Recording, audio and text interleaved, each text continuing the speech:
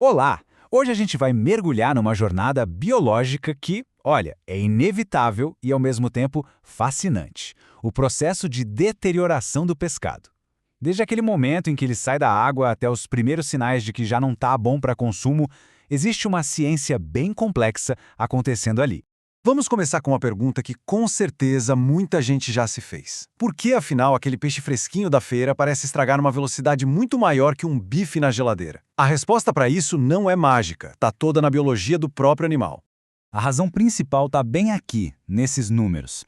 A carne de um pescado pode ter até, pasmem, 84% de água. Essa umidade toda, junto com a composição única de proteínas e gorduras, cria um ambiente perfeito. É um verdadeiro paraíso para o crescimento super rápido de micro-organismos. Basicamente, é um convite aberto para a deterioração começar. Para a gente entender essa verdadeira corrida contra o tempo, vamos seguir um caminho bem claro. A gente começa vendo por que o pescado já é tão vulnerável logo de cara, depois passa pelos primeiros sinais visíveis, mergulha de cabeça na decomposição propriamente dita e, claro, termina vendo como a gente pode tentar controlar esse processo todo. E essa imagem aqui, ela funciona como um mapa completo do que acontece. A gente vê a transição do pré-rigor, passa pelo rigor mortis, depois a autólise e, por fim, a putrefação. O importante é entender que não são etapas isoladas, sabe? É um processo contínuo. Agora vamos detalhar cada uma delas. Vamos lá, começando pelo início do relógio. Assim que o peixe é capturado e morre, uma série de eventos bioquímicos dispara imediatamente, preparando todo o cenário para o que vem a seguir.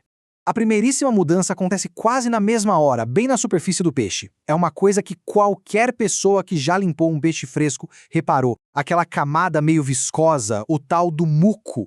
E aqui tem uma ironia muito interessante. Em vida, esse muco é uma barreira de defesa fantástica, cheia de componentes que combatem micróbios. Mas depois da morte, ele perde essa função e se transforma no primeiro banquete disponível para as bactérias. Ele vira o combustível inicial da deterioração. Ok, superada essa fase inicial na superfície, o processo vai mais fundo e atinge a musculatura. É aí que aparece o primeiro grande sinal físico bem visível da mudança pós-morte. Estamos falando do famoso rigor mortis, a rigidez cadavérica. É um fenômeno que acontece em todos os animais, claro, mas no pescado ele tem consequências bem específicas para a qualidade da carne que chega na nossa mesa. A química por trás disso é a seguinte: depois que o animal morre, as células musculares param de produzir ATP, que é a molécula de energia, né? Sem ATP para relaxar as fibras musculares, elas se contraem e simplesmente travam. É por isso que o corpo do peixe fica completamente rígido. Essa imagem mostra em detalhe o que está acontecendo. A gente vê as fibras do músculo na sua contração máxima, o que causa toda essa rigidez. Essa fase é super crítica. Se o peixe for manuseado de forma errada nesse momento, pode acontecer o gaping, que já vão ver o que é. E essa fase pode durar de algumas horas até dias, dependendo da espécie, da temperatura e de como o peixe estava antes da captura. Mas por que essa rigidez toda importa na prática? Bom, porque se alguém tentar cortar ou filetar um peixe nesse estado, a tensão é tão grande, mas tão grande que as fibras musculares podem se rasgar. Isso cria umas fendas no filé, um defeito que tem até nome, gapping. Isso, claro, compromete totalmente a textura do produto final. Então, essa rigidez não dura para sempre. Só que quando ela passa, o peixe não volta a ficar fresco. Muito pelo contrário. A gente entra na fase em que a desestruturação dos tecidos realmente acelera. É a decomposição em plena ação.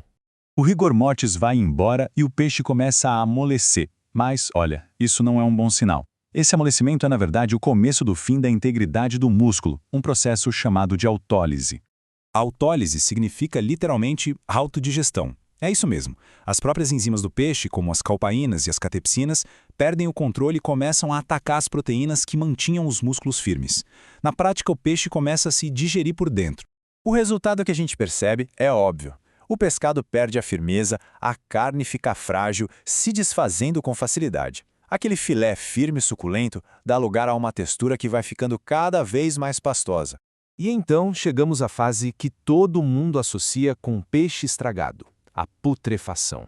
É aqui que os micro-organismos, que já estavam ali se preparando, assumem o controle total do show. A putrefação é o resultado do trabalho das bactérias. Elas consomem os compostos da carne do peixe e, como resultado do seu metabolismo, liberam substâncias voláteis. São essas substâncias que causam aqueles odores desagradáveis que o nosso nariz detecta na hora. E aqui está a ciência por trás do famoso cheiro de peixe estragado. Olha que interessante. Muitos peixes marinhos têm uma molécula sem cheiro algum, chamada OTMA. As bactérias pegam essa molécula e a transformam em TMA, ou trimetilamina. E é essa TMA que tem aquele odor forte, característico, que a gente associa ao peixe que já passou do ponto. É um indicador químico claríssimo da deterioração. Então vamos recapitular rapidinho com essa tabela que resume tudo. Começamos com o muco, que de barreira vira comida de bactéria, passamos pela queda de ATP no rigor mortis, depois vem a quebra das proteínas na autólise e, por fim, a produção da TMA, que causa o cheiro na putrefação. Cada etapa com seu processo e seus sinais. Certo? Agora que a gente já entendeu como e por que o pescado se deteriora, a pergunta lógica é: e aí, o que dá para fazer? Como que a gente pode frear um pouco esse relógio biológico?